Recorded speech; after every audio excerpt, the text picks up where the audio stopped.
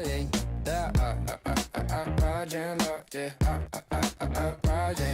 and Kevin, they're spitting the truth, keeping it real, keeping it orange and blue. Talking recruit, who's next in line? Line our pride, it's about that time. Orange and blue, yeah, that's how we do. Post-game vibes, breaking it through. Ryan and Kevin, the crew that you knew. Keeping it fresh, keeping it orange and blue. From the court to the field, every play, every step. Debating the cause where the game is at. Who's rising, who's falling, who's making the cut. Line 9 for life, never stuck in the rut. Okay, recruiting buzzer got the inside line. Post-game chatter, they're always on time. Breaking it down, they're the voices you trust. Orange and blue, yeah, they repping for us. Orange and blue, yeah, that's how we do. Post-game vibes, breaking it through. Ryan and Kevin, the crew that you knew. Keeping it fresh, keeping it orange and blue, yeah. So tune in, lean back, let the wisdom flow. Ryan and Kevin with the knowledge they throw. Line 9 Nation, this one's for you. Forever proud, keeping it orange and blue, yeah. Orange and blue, orange and blue, yeah. Orange and blue, orange and blue, yeah.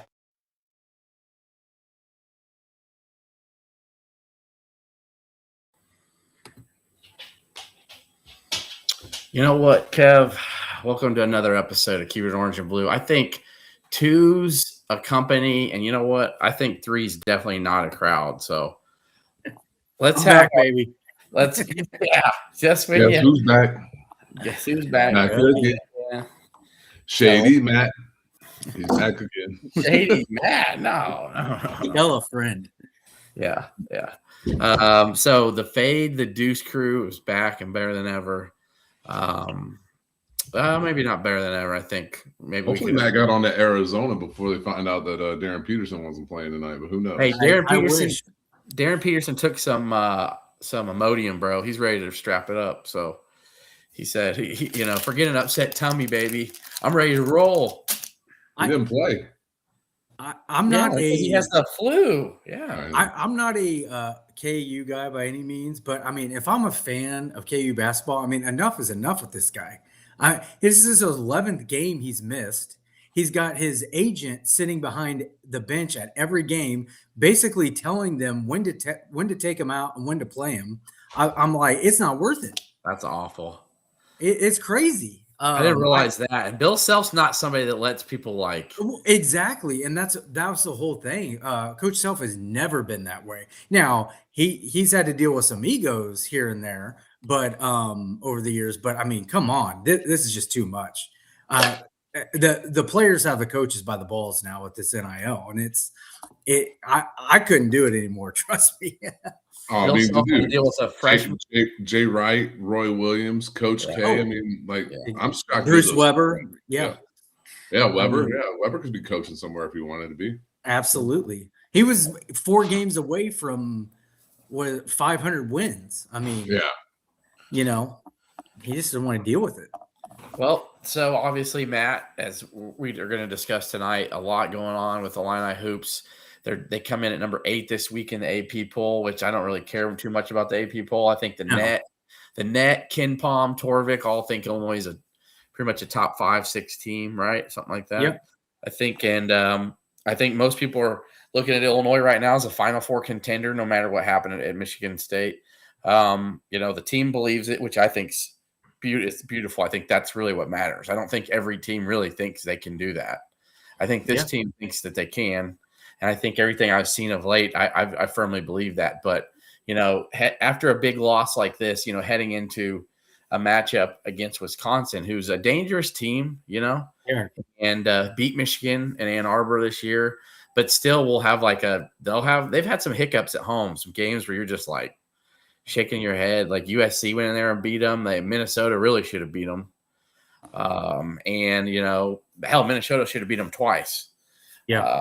So, what from your take on this to get Illinois focused in on after a close loss that you feel like you lose, what do you think Illinois' mindset needs to be, heading into tomorrow night?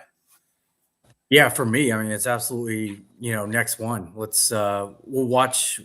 We'll think about this for 24 hours. You give them 24 hours to, kind of sulk over it, kind of feel bad, kind of hey, I did this wrong, I did this, watch some film, and then it's over. You're moving on next. You basically have 2 days to prepare for a Wisconsin team that's trying to come into State Farm Center and beat your ass. And this league is unforgiving. You have one bad night and you're going to get beat at home. And, to your point, they've gone to Michigan and won. I think they played down to their competition a little bit at times this year. But they've got players, John Blackwell and Nick Boyd, the transfer, senior transfer. I mean, this guy is playing well. Noah Winter, I think he had a double last game out. Illinois, don't get me wrong, they got the size, they got the depth, they got the players to neutralize this. But if they're not focused at the task, which I think they will be after what happened in East Lansing, then you're going to get beat. Yeah, I agree with you, Matt. Like, I'm looking at this, and Illinois' big advantage is on the inside. Obviously, Winter's a solid player, but he's similar to our bigs. He wants to get outside. He wants to shoot. I think Illinois can really pound them on the glass. I think that their defense has been really suspect at times. Where Illinois is going to have to win this game is just pound them on the glass and step up defensively, try to keep Boyd out of the lane. It'd be a game we'd love to have Kylin Boswell, and this another one. We have Kylin Boswell. Maybe that's Sunday from everything we're hearing. I'd love to. My goal was always to have him for the LA trip. So, Matt, what did you make of the Michigan State game as you watched it? I know I have my thoughts. I'd like to hear yours. Yeah, I going in to play at Michigan State, I'm one of those where, of course, I thought the Illini could go in there and win and take one from Sparty, but it's one of those where I'm just waiting for the foul discrepancies, the the home drop, if you will, right? Yeah, the shooter drop, right? Something to go wrong, and just the crowd takes the team out. I mean, it's one of the toughest places to play in America. I've been there as student manager, and it's probably top 5 of my personal experiences of hardest places in America to play and win. It's a tough environment, and they're coming off two losses. They get embarrassed at Minnesota, a team that's in the 100s RPI. Right. Just lost at home to Maryland. Exactly. I take that back. They're not in the 100s, but Maryland is in the hundreds. That's what I meant. That just lost or just went there and won. But they're playing for their college basketball lives after 2 straight losses, and you knew it was going to be a battle. Tom Izzo, the dean of Big Ten coaches, he's going to get every call at home, and if he's not, he's gonna whine until he does. And it's just an uphill battle, and not taking anything away from Michigan State, but at the same time, it wasn't equal footing. We'll just say that. Yeah, it's one of those games you go there. There's a great book called Beat the Ref, and it's a business book, but it's in essence built around sports. Is that when you walk into a building on the road in college basketball, it's 5 points, right? In college football, whether it's at 3.5. Yeah, the Breslin's probably worth 10, right? Mackey's worth 8.5, 9, right? Unfortunately, State Farm feels like it's worth about 2 right now. It doesn't feel like oh my gosh. Man. But hey, granted, we did beat the Dogfish out of Northwestern. It'll be interesting to see and I think some of it's schematics and how it's set up. I'm not going to sit here and blame the crowd itself. I think it's schematics has a lot to do with it. But that being said, you can't have things happen to you where we hit Zvonimir for a perfect lob, and you got to make the bucket. You catch it, come down with it, go right back up with it. Jake Davis. Dude, I'm not crapping on Jake because those free throws are huge as big stones. I don't think he's ever got a more open look from the corner. Right. And then they went down and hit a 3. I mean, it's 6-point play. Right. Hey guys, just felt like moving. Yeah, it's all good. Or we had the threes and then granted it right after Luka Garza said it happened to be in the second half. We had those 2 threes on one possession that went halfway down and out. Like you got to make those, right? You can't have the lane violation and a 1-point loss and a 3-point loss because a one point makes such a huge difference in a game that ends up going to overtime. So it does. Listen, if I told you guys, if I told you 2 a month ago hey, man, we're going to go to Breslin. We're going to go without Kylin Boswell. We're going to get out rebounded by 10. We're going to shoot 10 for 36 from 3. We're going to be outscored 22-0 in fast break points. We're not going to win the free throw battle. It's going to be even. Not if you guys would be like, "Do we lose by 15?" I'm like, "No, the game went to overtime." So I walked away from this thinking, my thought process on this team elevated. Yeah, I agree. And oh, by the way, Keaton Wagler is going to go 2 for 16 in that game, 0 for 8 from 2. Yeah, You'd be like, "There's no chance we win that game." And to give you Jerry McPhear's stat line, there's no chance we're even in the ball game in a game that went to overtime. So my thought process, this team is elevated. We found a secondary playmaker. Like, he's been a playmaker all year, but David Merkovich was unbelievable. Oh my goodness. Yeah. His left-handed drives and finishes. His passing, dude. I was curious too. I think one of those things about the rim, if you guys remember, do you remember the Stojakovic drive where he took it up against 2 guys, got it up on the rim, and just like died? Yeah. And it just fell in. I'm like, that's not normal, right? The ball doesn't just die on a rim, you know what I mean? And you're usually not like that. I know it was kind of herky jerky, but still, I think too, those late, think about this too, Kev, what you just said. Illinois gets one defensive rebound to end the game. Tang doesn't hit an open 3, right? Yeah. Illinois gets fouled. They're going to be shooting free throws to put it up to 3, to then force Michigan State. Then we're playing the 2 for 2-3 game. Like, do we foul? Do we need to get it 2? Do we take a 3? And Illinois has the advantage. All it took was one defensive rebound. Illinois probably wins the game. Yeah, and I know a lot of people are banging on Humrickhouse that he didn't box out. If you watch it, again, he mistimed his jump. Like, when the ball was going to come off the rim. That happens, man. Yeah. Kohler did travel his ass off and push off, but whatever. Did Wagler just look like exhausted and tired to you guys? 100%. I was like, maybe he wasn't feeling well, but Illinois is not going to make excuses. There was just something was off about him. It wasn't that he wasn't making shots. It was more of like they did put Jordan Scott on him, who is bigger than him.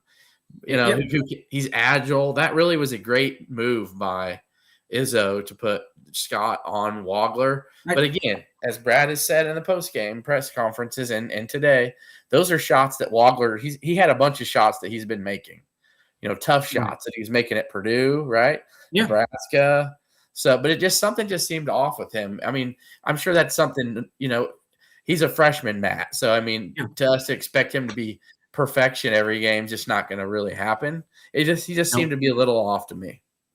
Yeah, I think it was the first time I thought he tried to not let the game come to him and force some things. And it just wasn't within the flow of the game, flow of the offense for him. I think he was pressing a little bit.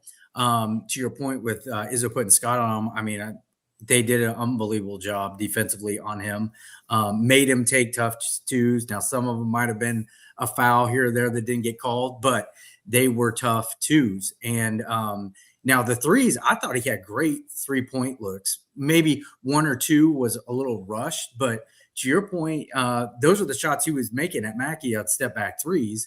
He just didn't make them. I really wish he would have pulled the trigger on the last one when he stole it. Yes. Hey man, I'd live and die. If you miss it, you miss it. But or even have Jake Davis let it fly, right? I mean, I know, but there's got to be some awareness there that Michigan State can't close out too hard there to foul, that you're going to be able to get that shot off. Like, they cannot try to fully block that shot. So it happens. Kudos to Jake Davis for making 2 clutch free throws. Oh, it's great. Right? Oh, you know what impressed me more with him is the pump fake drives and the couple dishes that he had. I by the way, I thought Ben Humrickhouse was amazing in the first half. I thought Ben Humrickhouse played his ass off in the first half. Second half, not quite so much, but in the first half, he was awesome. It's just what you're going to get from those guys. They're pretty steady eddies. Tommy was great scoring the ball, not so great rebounding the ball. Zvonimir added, like, I just walked away from this and saying, like, they did everything they should have done to beat us by 15, and we went to overtime with them. Right. Yeah, and I think Izzo did say that Illinois is one of the better teams they've played this year, and they played some pretty damn good teams. So, and I don't know how many teams in the Big Ten or around the country are going to. And here's where we miss Kylin Boswell on the offensive end. Is if you're going to put a 6'7" wing guy who's quick and can guard Keaton Wagler, then you're going to have Boswell be able to body somebody. And that like I don't know who Wisconsin doesn't have an agile 6'7" guy to put on Wagler. Neither does Indiana. Braden Carrington's probably as close as it gets for them, I think. Yeah, well, he plays 16 minutes a game. Braden Carrington's one of those guys. If he doesn't make 3 threes in the first 10 minutes, he doesn't play much. So. He's not playing. Yeah, and that's scary. That Illinois play always seems to have a guy go off, you know. So Tang was hit and miss, but he hit 2 huge threes. Yeah. You know, Yeah, Tang's been a guy that he had a couple tough shots too. So. He actually surprised me. Yeah. Carrington hasn't done much in the last. I mean, he had an amazing game against Minnesota. He was pretty big in the second half against Michigan, if I recall correctly. But I mean, he hasn't scored in double figures since Penn State. Kev, they have a big like Russian guy, correct? Who shoots? Yeah. He shoots deep from deep too. He had a big game against Michigan. Alexis Bielakis. Yeah. Lithuania. Yeah. Oh, Lithuanian. Okay, Russian. He's USSR. He's former Soviet Republic. Yeah. Tell Kasparis, hey man, you're Russian, right? See how well that goes. So we were going to chat a little bit about the whole Jeremy Fears tripping situation, right, Kev? Did you want to talk about that? Yeah, Matt. So for those who don't know, for folks who have watched you on Fade the Deuce, obviously we talk about football. If they tuned into the show where you got to come back with the 04-05 team and do all that good stuff, they might know. But let's talk a little bit about your background and your involvement in basketball. So tell us a little bit. Walk the folks here, because I'm gonna walk us through something here that I think Matt's perspective is more valued than either Ryan or I's here. So Matt, tell the folks who are listening and watching a little bit about your background in college basketball. Yeah. I was a student manager for University of Illinois from 01 to 05, Final Four team, national championship, was senior manager, that 04-05 team. So went everywhere with the team, parlayed that into getting into coaching and started off at Texas A&M, and then went from there to Northern Illinois, then Southern Illinois, and then Kansas State for 4 years with Bruce Weber. I took Coach McLean's job after he retired at Kansas State.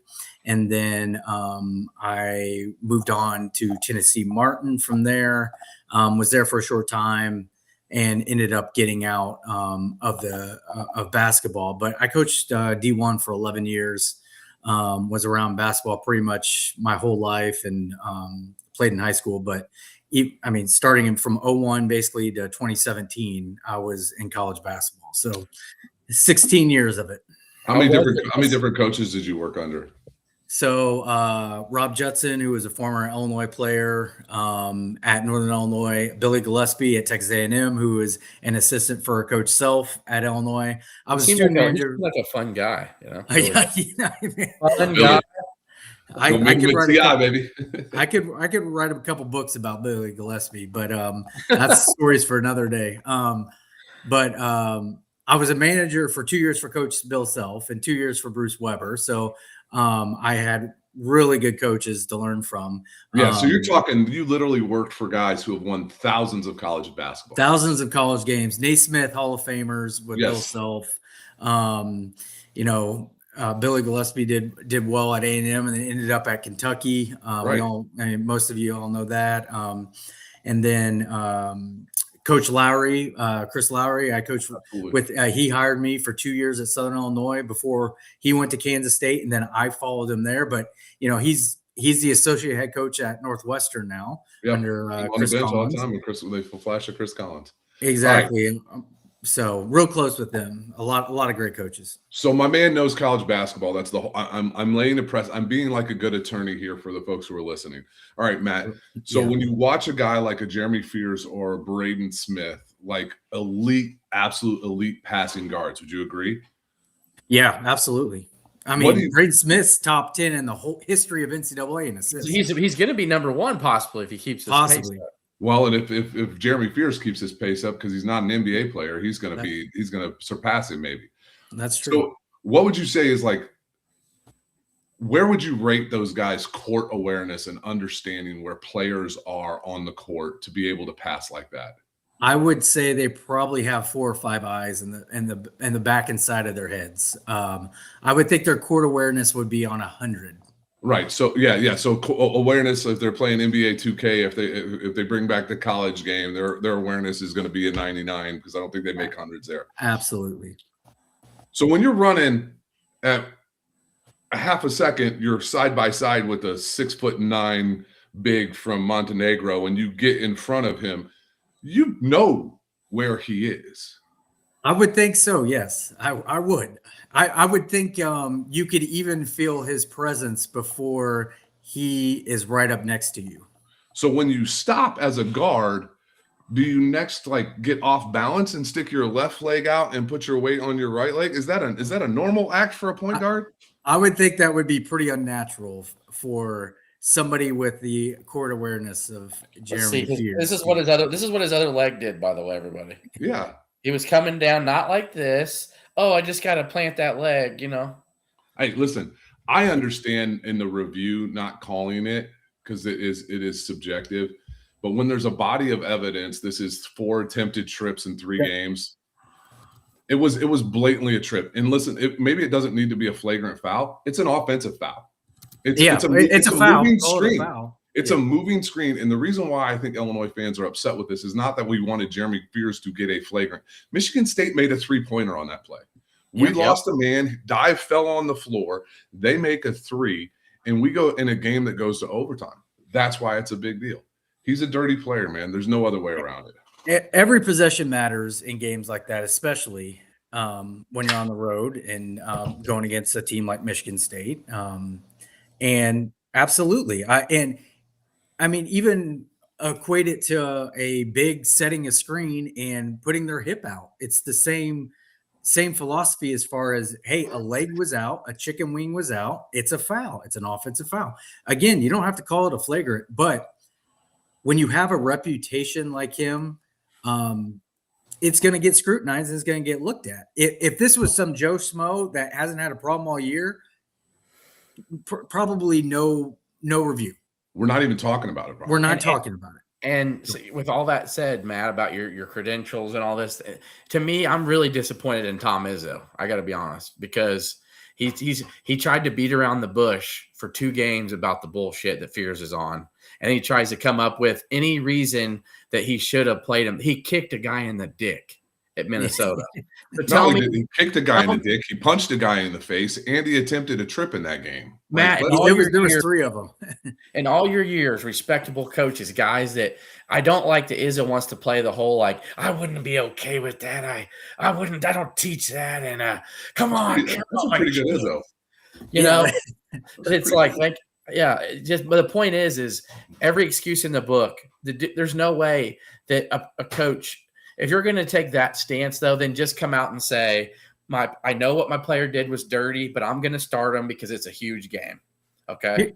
He shouldn't have been playing. He shouldn't have been playing. Well, he knew. Here's what I'll say about Izzo. He has been doing this so long. These guys are master.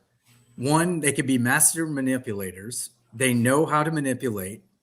And 2, they're master psychologists of the game. They know what to say, how to say it, and what kind of sends a message without sending certain messages, without coming out and really saying it. And Tom Izzo is one of the best that there is on both.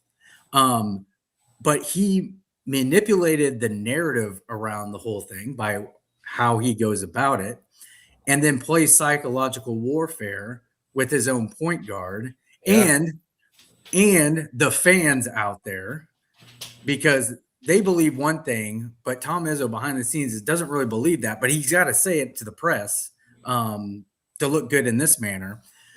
Anyways, it's just I've been around coaches like this, and this is how they operate. And behind closed doors, Tom Izzo, he knows this guy It's dirty. He knows is it. that you can't play like this. He knows this. He knows it's a little bit of a stain on the program, but he got to save face somehow. And there is no way, and when I'm talking about the manipulation and the psychology of it, there is no way in hell he was not starting that game.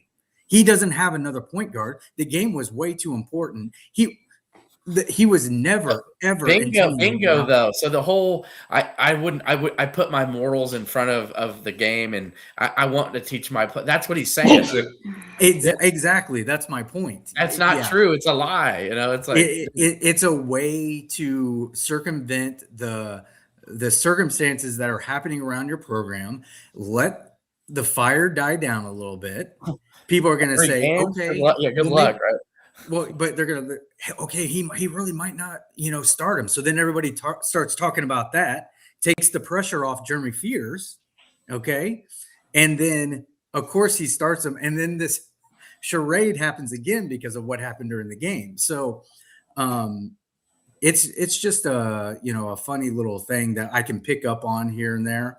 But Tom is one of the best at it, man. And you know what I have a big problem with is the post-game interview with Jeremy Fears, and they ask him like, well, how have you been dealing with the challenges and all the things that you're going through? And like, I had to delete my social media. It's just been so hard. Oh man, you did it to your fucking self, bro. Like, stop. You're doing this. You are a phenomenal He is not a victim, dude. Yeah. Right. Stop it with this nonsense. Oh, I got shot in the leg. Yeah, because you were playing with a gun with some hood rats, dude. Stop it with like you weren't a victim of a freaking drive-by. Knock it and he's a sophomore by eligibility standards. He played 12 games that season. He shot himself in the leg, or he got shot in the leg. They played 35 games. That's over a third of the games. He shouldn't qualify for a medical redshirt. A kid who tears his ACL doesn't get a medical redshirt in that one, but he gets like. There's a lot of nonsense going on with this guy. He's getting absolutely zero sympathy from me. I stand on this. His court vision, his ability to navigate and weasel through, and I'm saying that in a positive, is unbelievable. It's incredible for a guy who can't shoot. For him to be able to score the way he does, it's incredible. I totally agree. I mean, I think he's. Yeah, it's such a bad look though, and to play the sympathy card, but to continue to do the crap he's done, and it's just mind blowing though that that how many other guys get suspended but you kicked a guy in the crotch, dude. You shouldn't be playing like so. So tomorrow, if Davidson got suspended for hitting a guy in the nuts, Alan Griffin, by the way, got 2 games for that. 2 and 3/4 games. Like, I mean, he was so 2 minutes left in the first half.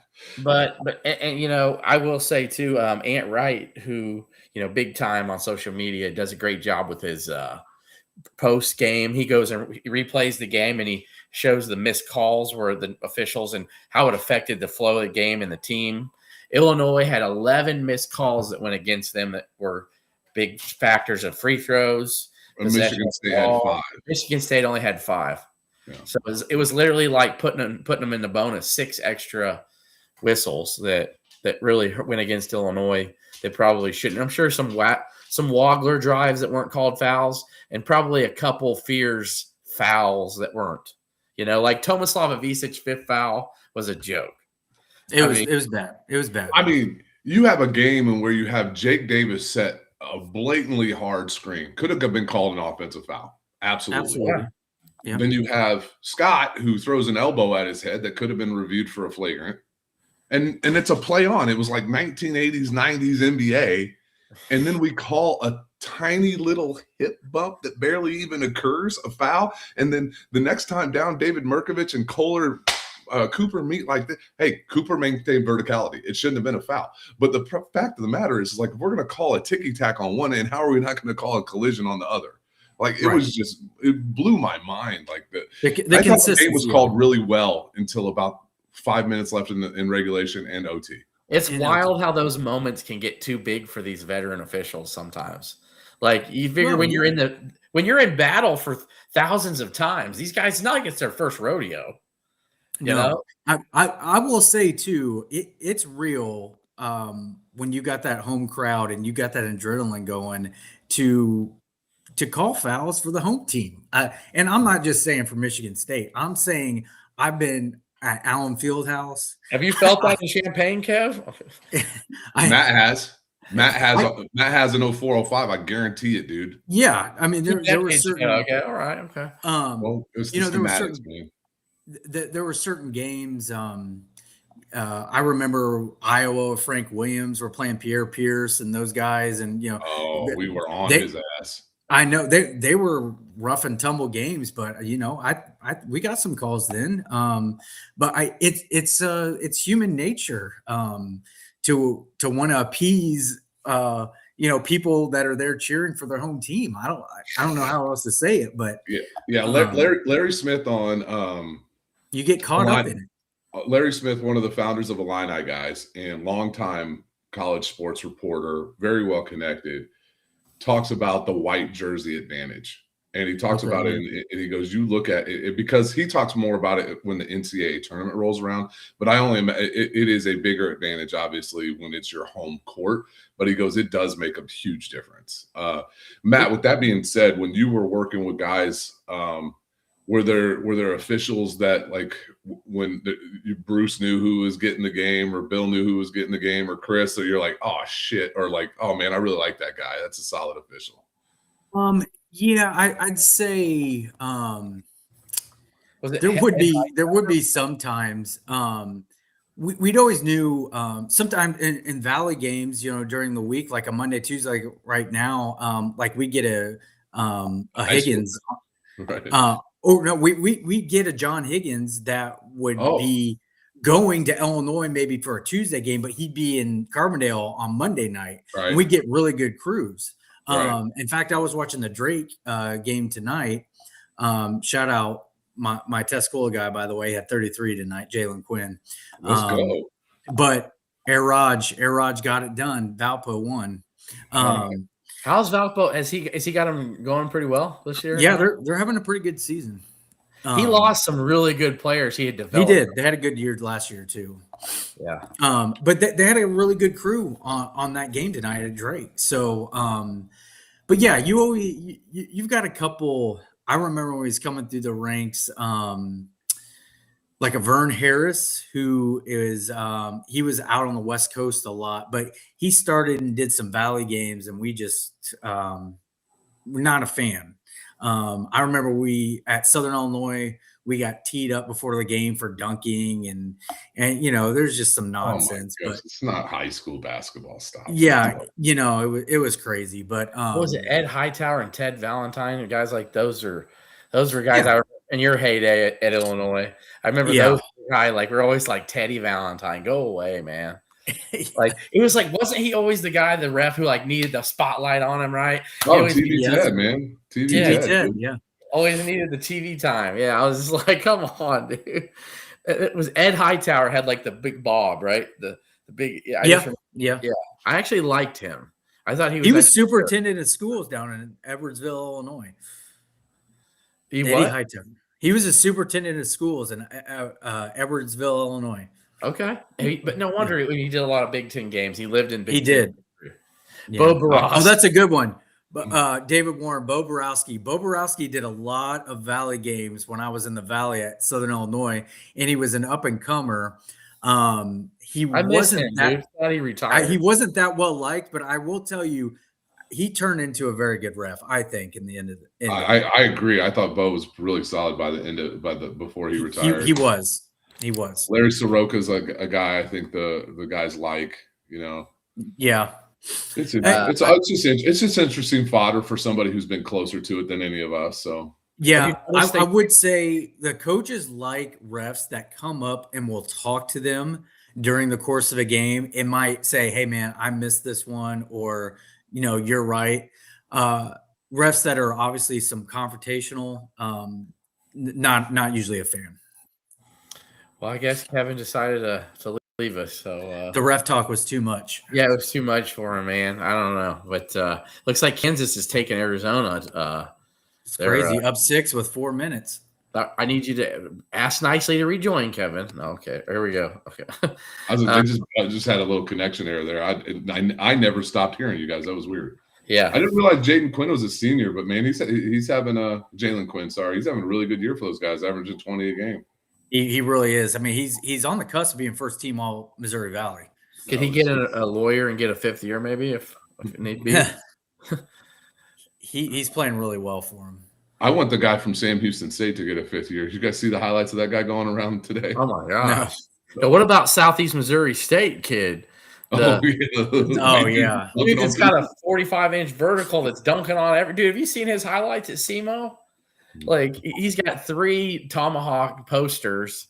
He's like a pogo stick, and he's got he shoots like 40% from deep.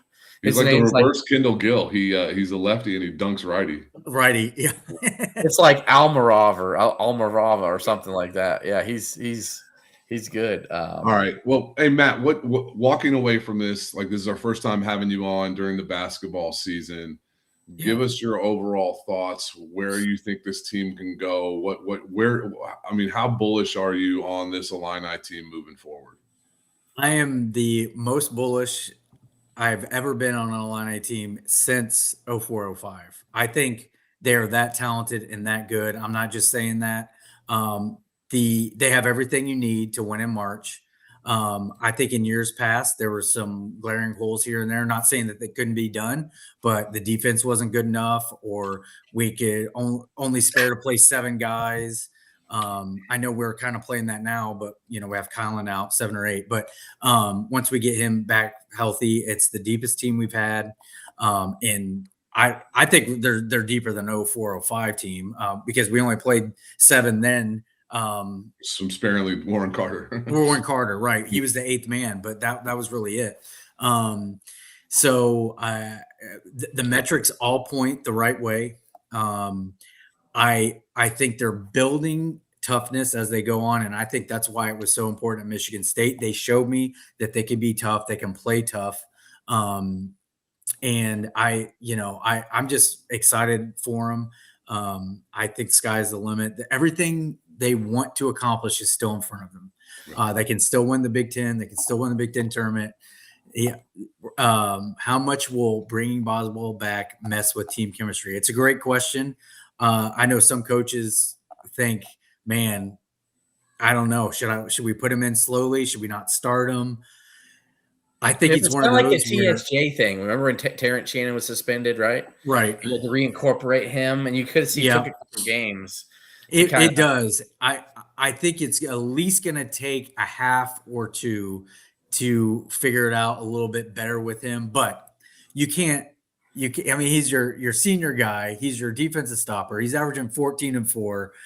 You cannot not play him. So that never was a thought in my head. I just know it's kind of weird when it's like you're on this big roll, right? And you continue to win with the guy who's out.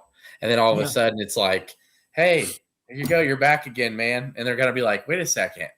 It was like 3-4 weeks. Like, how did we play with him again? Even he's back in practice, it's a whole nother monster when you're out there with the rotations again. And, is he going to come off the bench probably now? Like, is he, for at least a game or 2? Well, here's the thing that I think that's like there's a ton of role clarity that has happened in this team. I think that's the biggest thing. That's one of the things that the 04-05 team exactly knew, where they, like, when guys came in off the bench, they knew their job. Like Rich McBride, Jack Ingram, like they knew their job, right? Yeah. That's where this team is. I don't think you lose anything with Jake Davis coming off the bench. I do think it shrinks the floor a little bit because you put 2 of your worst 3-point shooters. It's kind of crazy to say that about our guards, and Boswell and Stojakovic on the floor at the same time. But like, we would have loved to have Kylin's penetrating ability against Michigan State. Like, that would have been his ability to put a guard on his hip and get to the rim and get to the free throw line would have been huge. But Brad Sturdy has said this over and over and over again about Kylin Boswell, how incredibly unselfish he's been in regards to guys like Kylin Boswell and Kasparas Yakishionis. When he came over, he was the prized guy, and he quickly realized like he wasn't coming to be the predominant ball handler, and he's never had a problem with it. The guy just wants to win. It's not like you're incorporating a guy who demands volume. Kylin never demands volume. And so he can go in there, play great defense, move the ball around, make the right decisions, and be that senior vet. I don't think there's going to be any problem with it. I think there are other guys on this team. If they were out for a while, it would be a bigger problem. I think like if it was one of our bigs, I would worry about conditioning and strength and ability to move. I think if it was Jake or Ben, it would be like, hey, rhythm and shooting. Kylin, I don't have any, like, he's the most experienced college basketball player at this level on the team. I have no worries about it. Yeah. And that is a good point, though, that you made about having Stojakovic and Boswell. But, I mean, I will say that Boswell, creates and gets to the rim so well that, is creating open shots for his teammates. Maybe they don't play as much together, with how Jake Davis has played, how the ball does move really well with him. I know he joked about it for like a month, but the ball doesn't stick in his hands at all.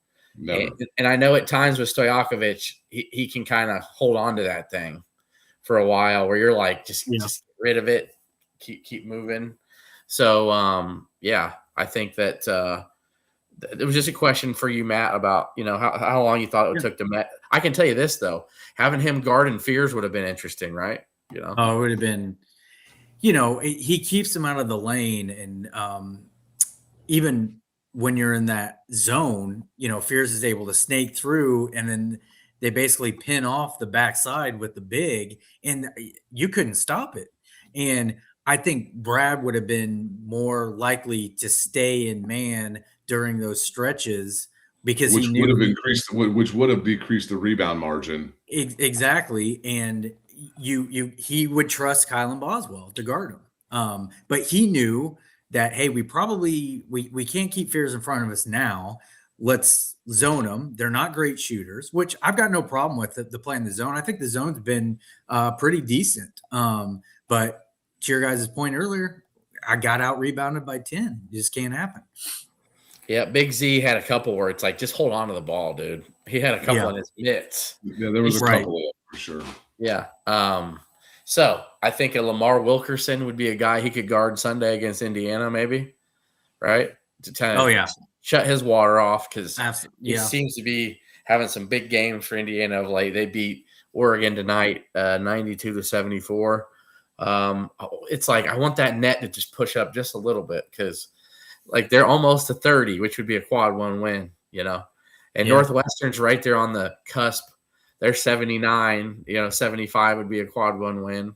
Nice for Indiana to play on a Monday and then on a Sunday, but we get Tuesday and Sunday. So, I mean, that's true. It's a nice little – Illinois needs that reprieve, man. They've had so many games. Wilkerson had 41 tonight. 41? Gosh. That's what I'm saying. Him, Sam Alexis, and DeVries are pretty much their offense. Sometimes Dorn goes off a little bit. Dorn, he's going to hit 2 or 3 threes. You got to stay on him. The guy I watched when they play as an X factor for them, and he didn't do anything tonight, is Reed Bailey. I love that guy. That dude. Is that Damon Bailey's son? I think it might be. I don't know. But this is Indiana's he's 6'10". guy. He's from Massachusetts. No. Okay, no. They got Illinois. They got us on Sunday, and then they don't play again until the following Friday versus Purdue. Wow. So that's such a weird schedule, but I mean it's also a look ahead, but it's so into the future that they probably aren't going to be looking ahead. Hey Matt, I'm putting you on the spot. It's almost like when we rush a fade the deuce. We haven't had time to think about it, and we ask you for a lock here. What's a team when you're looking in the bracket you're like, I don't want to see that the opposite side of Illinois. I don't want to see Illinois in the 2 seed, the 3 seed you don't want to see, or the 6 seed, or what? Who's the teams that would give you pause for concern because of the way they? I mean, you follow college basketball through and through. Yeah. I was actually looking at that today, so it's funny you asked. But right now, a potential if they keep going out, and I gave this pick last year on the show on March Madness. I said that they would win it all, and they did. I said Florida. And if Florida was a 3 seed, if they can continue to climb a little bit and play for that Cardinal fans aren't that bad, dude. Say that again. Somebody said Brandon Lampy said he doesn't want to see St. Louis. Like how Oh. I thought he was talking about he doesn't want us to play in St. Louis. He's talking about playing No. the Billikens. I don't worry about 24-1 Billikens. No. Yeah. I say Florida because they're long and athletic, and they can match up with us on our length, our athleticism, whatever you might want to say. And to be honest, with the way they're playing right now, KU as a 3. You got the number 1 NBA draft pick, regardless if he's playing or not. He's generational talent, and you got Bill Self. They just win. I mean, they're Tiller, Council, Badunga just erases so much inside. He's probably the best defensive big in the country. Exactly. And I think Illinois, a 1 seed is still there for Illinois if you can control your finish up this year. I completely agree. I think it's between. I think Illinois could bump Michigan out. Michigan's got a lot of games in front of them that will be challenging. They got Duke. They go at Purdue. At Iowa. Who's playing much better. That Iowa win keeps looking better and better all the time. And they still have Michigan State again in Ann Arbor. But still, those games are never just for sure's. Like man, I share the same concerns. Kansas, I think St. John's is just like their physicality and their athleticism would be a concern for me. But other than, I do think I wouldn't say my floor for this team in the NCAA tournament, because you never know how things are going to go. But I firmly believe this team's going to get to a regional final at minimum. Yeah. And remember, before the year started, I picked Illinois to make it to the Final Four. This will be their first trip back since you were, the team's head manager. And Kevin kind of seemed a little bit like he might think he's kind of agreeing that this could be it. And sure, it's all matchups, right? It's hard. You got to catch breaks. You do. Is Illinois going to get to the Chicago regional, right? Is Illinois in Chicago, or are they going to be in Washington, D.C.? Or Houston, if you go to Houston, you got Houston and Houston, like most likely, because Houston could probably end up on the 1 seed. We'll see what happens, like with their schedule. It's just there's a lot of interesting things that can go on out there. So much. Iowa State, I'm gonna be honest, the way they play at times, it's the same team that Illinois played a couple years ago. Let's go with Terrence Shannon. Yeah. I'm just saying though, Iowa State though, with how Illinois plays, shooting threes and stuff. Nothing about Iowa State makes me think like that's going to put Illinois out in the Sweet 16. I think if you play Iowa State, you're going to play them somewhere in the Sweet 16 regional final area. I think that's a team who can beat anybody in the country. I think when they're right, they can beat anybody in the country. But they also just barely squeaked by Baylor at home. Like they do weird shit. And they went to Cincinnati and got dog-walked. Dogged, yeah. Right, by a 500 Cincinnati team. Exactly. That just lost and scored West Virginia. And scored like 56 points. Yeah, Wes Miller's like, I'd be pissed off too if I was you guys talking. Yeah, I saw that. That's pretty funny. Yeah, it's the most fun time of the year for me. I'm just getting excited about it. I mean, we're 4 weeks and 6 days away from Selection Sunday. It's and Matt, it's funny you said you're the most bullish on this team since 04-05. I think I would agree with you. I think the way that we finished 24 got me super, super excited, the way with the run through the Big Ten tournament. But then obviously seeing that juggernaut, and it's the best team in college basketball in the past 10 years, according to KenPom, and that UConn team gave me, it was just like everything was going to have to go right for us to win that and get to a Final Four. I'd say the other team that had me like, I was really thinking that they'd end up on a 6-7 line and make a Sweet 16 or Elite 8 run was that 2019-2020 team with Felice and DeSumo and Frazier and Williams and Kofi, obviously, and Coleman. Like I thought that team was going to have a chance to really with how they were finishing the year. That is one that we will never know. But man, that team they were playing their best basketball. Yeah. Like, think about that, because Iowa was tough. Luka Garza and Kofi was matching them, and the Murray brothers. Iowa was being so clutch late in the game, hitting tough shots, and Feliz was really coming into his own. That we really had heard about how tough he can be finishing around the rim and tough drives, and he was making all the plays. And Trent was being consistent from deep. I think that is one team that I'm like, I do feel pretty good. I think they could have made a Sweet 16. I'm sorry, that Iowa team was probably a 6-7 like us. It was the following year they obviously were the 2 seed or 3 seed, but they got knocked out real early, if I recall correctly. So we lost Ryan. Before we get your to point, Kev, before we get to final thoughts, Matt, I'm just going to ask you, if maybe you feel put on the spot. Do you think Illinois gets to the Final Four this year? I think it's matchup. It is. I mean, I'll say this. I just have a good feeling. Okay. I have a good feeling with this team because of just the metrics and the eye test speak to me on that. And that's what I'll say. But to your guys' point, yes, let's see when the matchups come out. Let's see their path. A lot of things can happen. Matt shared the same concerns I do. Teams I don't want to see if we're on a 2-line, or teams I don't want to see in our bracket that concern me, that actually are probably seated around the same as us, if not lower. Iowa State does concern me. Like, I think that the way that they guard, it could be a challenge. Kansas is going to be a 2 seed, by the way, in my opinion. Well, if they win tonight, they're going to sneak up there to the 2.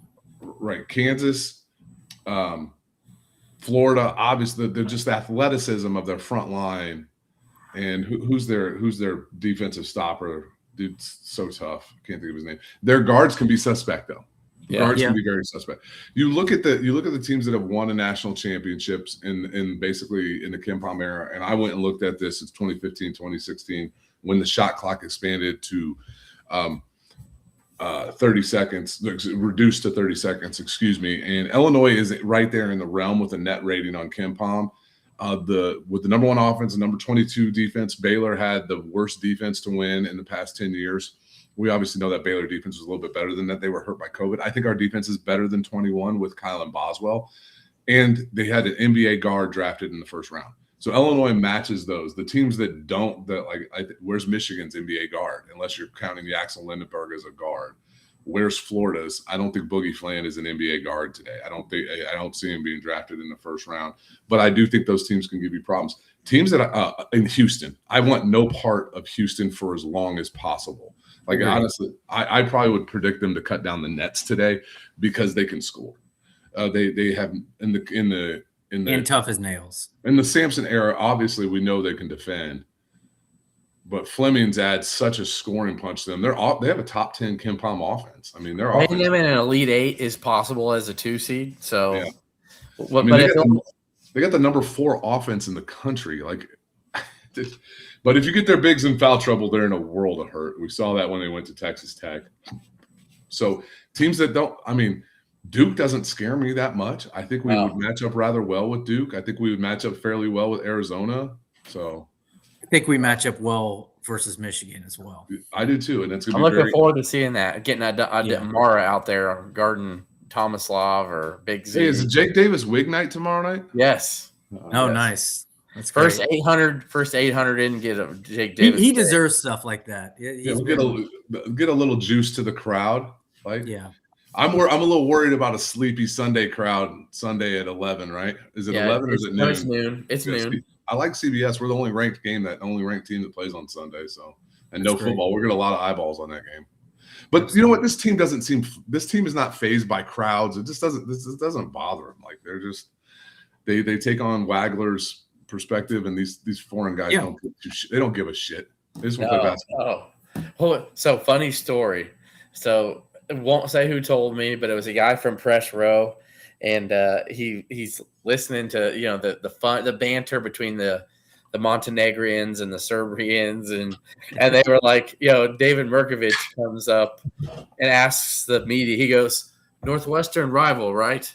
And they're like, "Yeah." He goes, "Fuck Northwestern." Did you see the picture of his dad? Yes. He looks like he walked straight out of Viggo Mortensen's Eastern Promises movie. If you've never seen that Russian gangster shit, I was like, dude, David Merkovich's dad will have you missing, man. It's exactly who you thought he'd look like. Yeah. God bless Merk. He might make an all Big Ten team, guys. Like seriously, he could. Yeah. You'll not make it out of this bar alive. He said, "I'm Rodman," and held Martinelli to 4 points. He's got the best quotes after games. It's not even close. He doesn't even know what he's talking about, but they are I'll kill myself. Yeah. hilarious. Yeah. Awesome. What's his name? Sean Garner keeps asking, is Ty Rogers playing? Probably not. I would expect probably not. All right. Go ahead. You prove me wrong. No, I'm not going to prove you wrong. The only thing Matt might be able to speak to this more. Ty has missed 2 years of basketball now, essentially. Does he want to play 2 more years of college basketball? If he doesn't really, and the coaching staff believes he can make an impact in some way, he will come back. You bring him back this year, because if he plays this year, he ruins his medical red shirt unless he gets hurt again in the season. He's got 1 more year to play, though. If he does play this year, he still can play 1 more year. Yeah. Right. This isn't Ty Rogers' final year, by the way. I'm just saying I'm just saying he would get 1 more year, but it's just a matter of, does Ty Rogers want to be in college for a 6th year? I have to think that a guy with knee injuries and stuff like that, all he's been doing is working on shooting. So you would hope.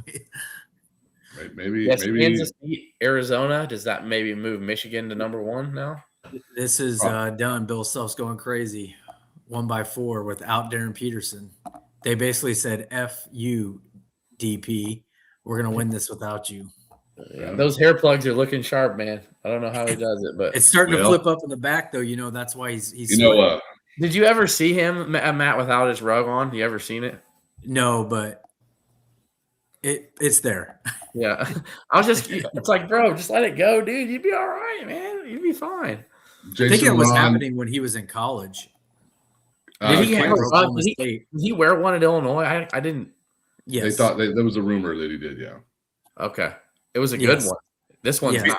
Kansas lost at home earlier this year to UConn. So they don't have a 61 straight home games, even conference. Bill Self in his career at Kansas is 39-0 on Big Monday. It's Big Monday, yeah. Oh, it's Big Monday. I thought it was like total, because I knew last year BYU clipped them too. So I was like, oh. Yeah. But that'd be kind of cool. Michigan won't be one when they come to Illinois, I don't believe. I think they'd have to beat Michigan. They'd have to beat Duke in DC, battle in the district. They also have to go to Purdue in between there too, I think. So it's a chance. There is a chance Michigan comes to Champaign number 1 team in the country. Yeah, pretty cool. Matt, do you want to stay on here as we talk football for 5 minutes, or are you wanting to? Yeah, that's cool. Okay, all right. So Illinois made a new hire. They hired a defensive coordinator, a longtime Montana head coach, a defensive wizard per se, runs a 3-3-5 scheme. His name's Bobby. Is it Hauck or Hawk, Kev? I don't know. Hauck. Yeah. So got Montana to 4 national championship games. Had a 13-2 team this year. Retired because he's kind of sick of the NIL era, and he said he was basically looking forward. He just kind of took his love for coaching away. But now, as defensive coordinator at Illinois, he doesn't have to deal with agents apparently, and worry about how much he's got to pay a guy. Brett Bielema and that staff can worry about all that. He just wants to coach. I think I like the hire per se. I think it's going to be different. Is it going to work in the Big Ten, Kevin? That could be the real big question.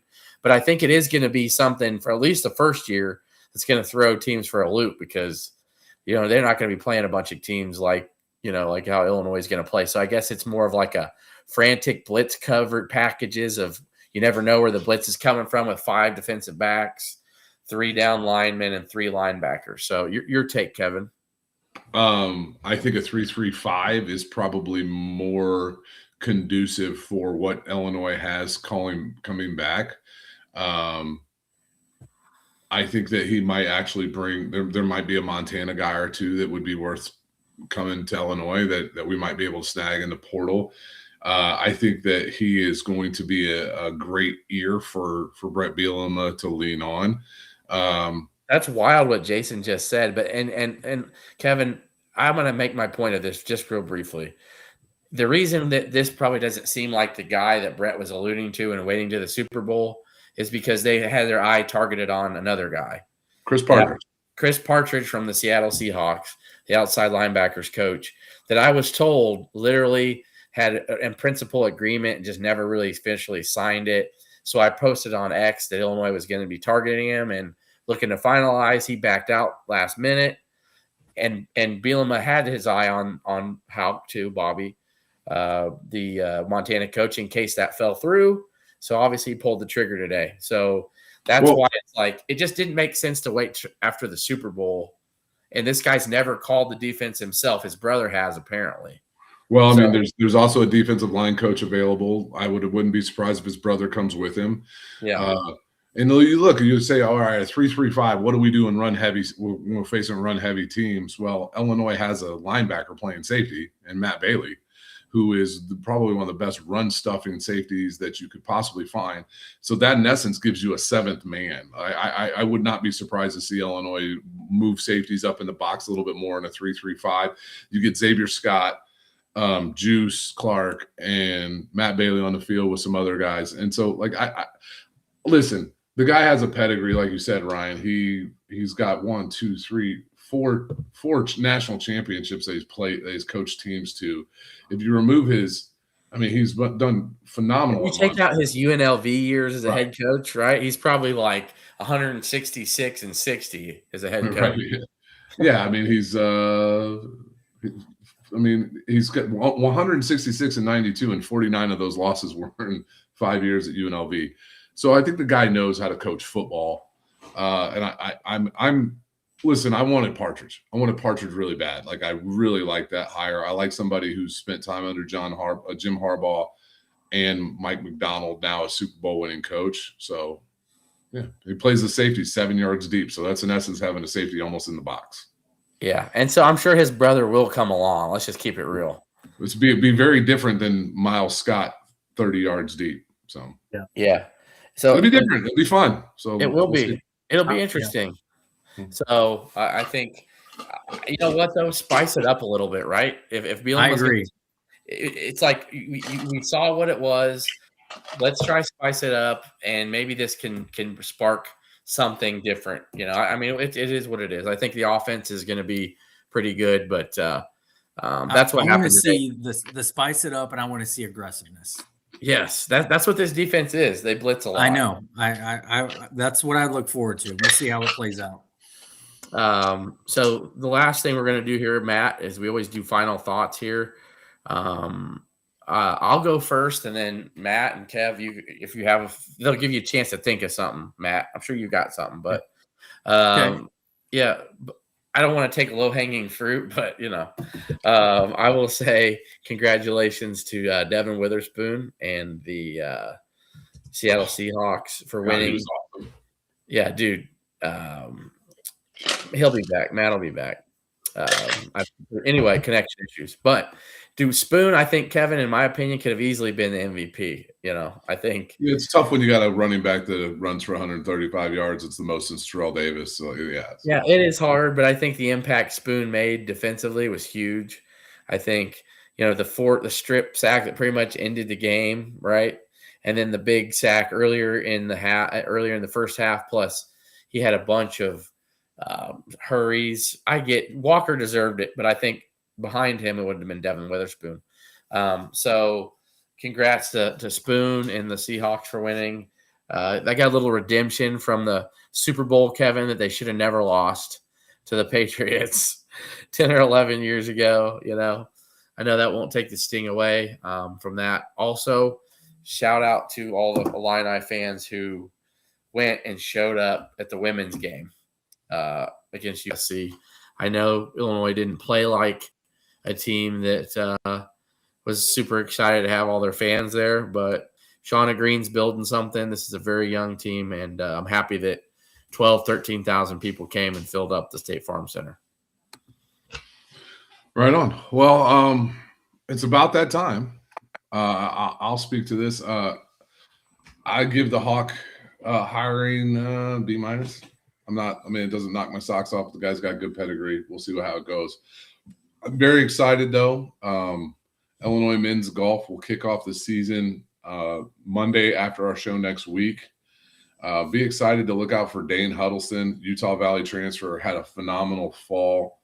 You combine that with Max Henerdine, Jake Birdwell, Trey Marion, Ryan Voos, Ethan Wilson. You got 6 guys there that have competed at a major high level in college golf. And if Huddleston can get on Hennerdine's level, or Trey Marion could perform the thought he was coming in, this Illinois golf team could be really, really good. They're going to be a really solid golf team. You know, Ryan, I geek out over college golf. So I'm excited about what Mike Small brings back, the best coach at Illinois. Oh, yeah. And then I think Brad and Brett and Shauna all have chances to do something there. And then baseball and softball are getting ready to kick off. So I think what's her name? Tyra is coaching the new softball team. So yeah, I know who you're talking about. Yeah. You're right. Tyra Perry. Yeah, Tyra Perry. Yep. They ended up going to LSU and lost to a good LSU team. And so yeah, I would like Illinois softball to be relevant because I love that sport as well. So just a couple of side things. So lost to Lamar in 11 innings the other day. That's not a great loss, but we'll figure it out. So they got work to do over there on the softball diamond. Just in the nick of time, man. Mac, sorry. You're all right, man.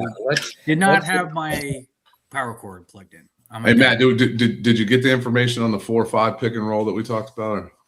I did not. I don't even know what was been said. I was just going to give a shout out to the Illini fans for coming to the women's game. Okay. Maybe you already talked about it. How was that crowd? Say again. How was that crowd? Anybody know? I thought it was a sellout. But it was a sellout. Right? I would say about 13,000 people showed up. But yeah, it's okay, right on. It was a pretty big crowd. Yeah. I love Shauna Green. I love what she's been able to do there. I think she's been fantastic. She's brought an energy that's been needed for the women's program a long, long time. She knows what she's doing. Her staff knows what they're doing. They're getting really good players, and I think they're the youngest or second youngest team in the country. They are. And I know they've been bit a little bit by the injury bug, and she's not sitting there making excuses for it. So, I mean, all hats off to her, and you just got to keep grinding, and, it's going to work out. But, I mean, give me more Shauna Green. I think she's been phenomenal. And I guess the last thing I'll just say, if you already really talked on it, but just to the fans, enjoy the ride. Enjoy this team. In the NIL era, this team is probably never going to be the same, never ever going to be together again after this season. We've got about, 13, 15, 16, whatever games left with them. And hopefully a little bit more. There's 7, then maybe 3 in the Big Ten tournament, then 6. So 16, yeah. Just enjoy the ride. And, one game at Michigan State is not going to define this team. It's just going to make them tougher. And, I just can't wait to see where this team can go. So agreed. Yeah, Matt, you're so correct. In the NIL era, to hit a home run with a guy like Keaton Wagler. Yeah. We might get the Visich brothers back again next year, and then David Merkovic. Yeah. But it's you just got to say you're playing with house money right now with how good Keaton Wagler's been. Yeah. And Illinois is a very, very, very, very, very attractive spot for transfer guards. Absolutely. By the way, Kasparis, 20 points again tonight, a second straight game hitting 6 threes. He's shooting over 45% from 3 this season now. What? So he can really shoot? Something was wrong with his arm? I don't know. Will Riley with maybe a couple that wrist performances this past week. Yeah, Will Riley's they played each other yesterday. That was actually they did. Yeah, Kasparis blocked his shot. Io played 30 minutes tonight. I would love to be wrong on my stance on Chris Finch, and he plays him.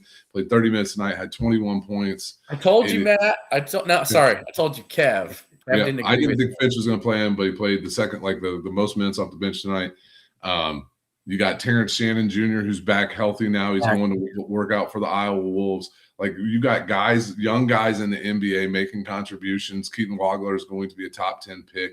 I think Keaton Wagler is going to be an all-star in the NBA. And that, like, I saw somebody put on Twitter the other day, wouldn't it be cool to have a pair of Wagler shoes? I was like, dude, I will get a pair in a heartbeat.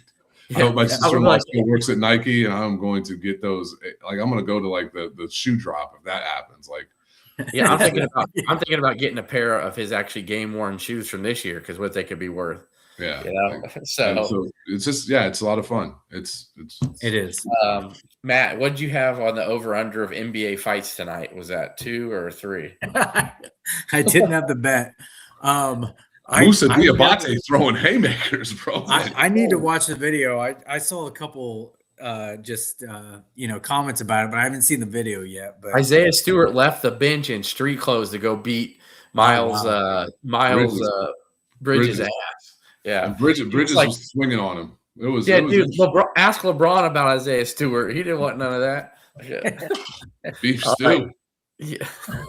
All right, you guys. Thanks again, Matt, for joining us. We'll have you back on. The Pistons were involved in a fight. Yeah, what? The Malice at the Palace? Bill Lambier there. We'll have you back for a special March Madness edition. How Please, about that? yeah, I would love it. Yeah, Okay. we'll talk brackets and all matchups. That's right. All right. With that said, Swami out. ILL.